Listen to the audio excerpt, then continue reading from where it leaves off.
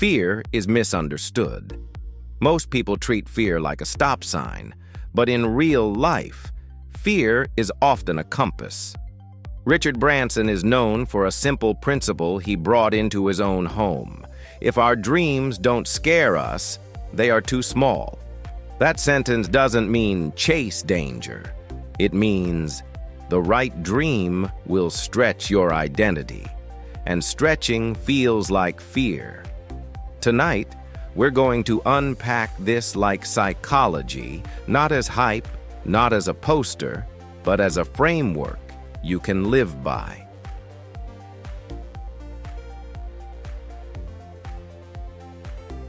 Big dreams scare you for 3 reasons. First, uncertainty. A big dream has no guaranteed path. Second, exposure. If you try seriously, people can see you unfinished. Third, identity conflict. Your current self wants safety. Your future self demands expansion. Fear is what that friction feels like. So the fear is not proof you're wrong. It's proof you've reached the boundary of who you've been.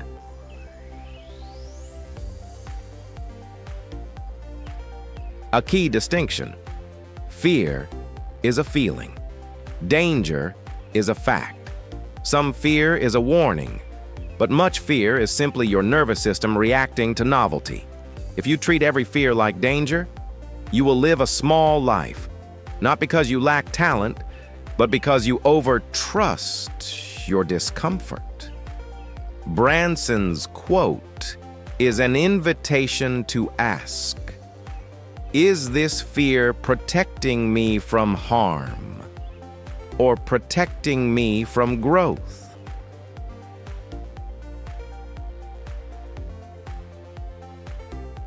Not all big dreams are healthy.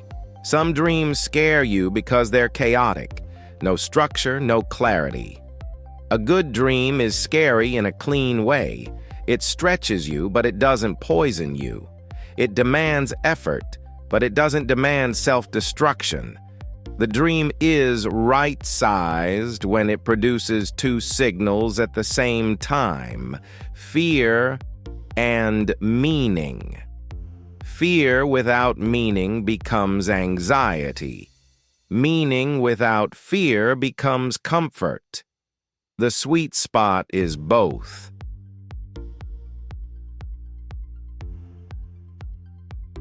Big dreams die for one predictable reason.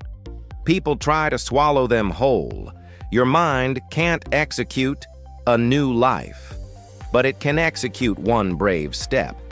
This is the hidden mechanism behind the quote. If the dream scares you, the action must be small enough to be repeatable. Because courage is not one dramatic leap. Courage is a habit built through repeated contact with fear. When you practice small, brave steps, fear stops feeling like a wall. It starts feeling like weather.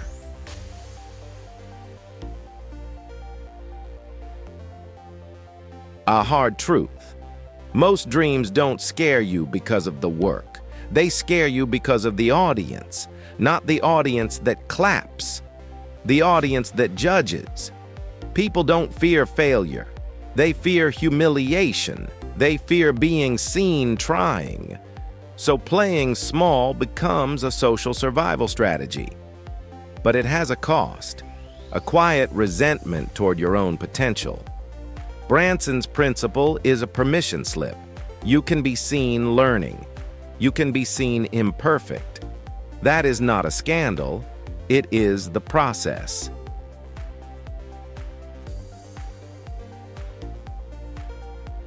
A dream that scares you needs a container. Otherwise, it becomes pressure. Structure means boundaries, routines, checkpoints, recovery. Without structure, fear becomes chronic. With structure, fear becomes episodic. It rises during challenge, then settles. This is how you keep a big dream from consuming you. You don't fight fear with motivation. You manage fear with design.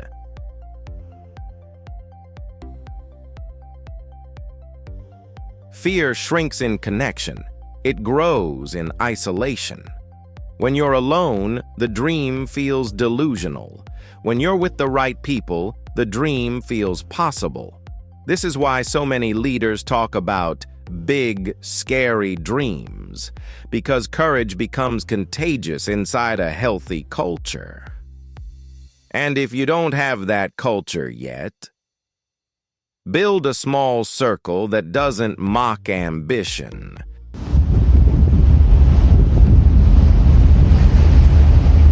So let the quote land as a calibration, not a command. If your dreams don't scare you, they may be too small.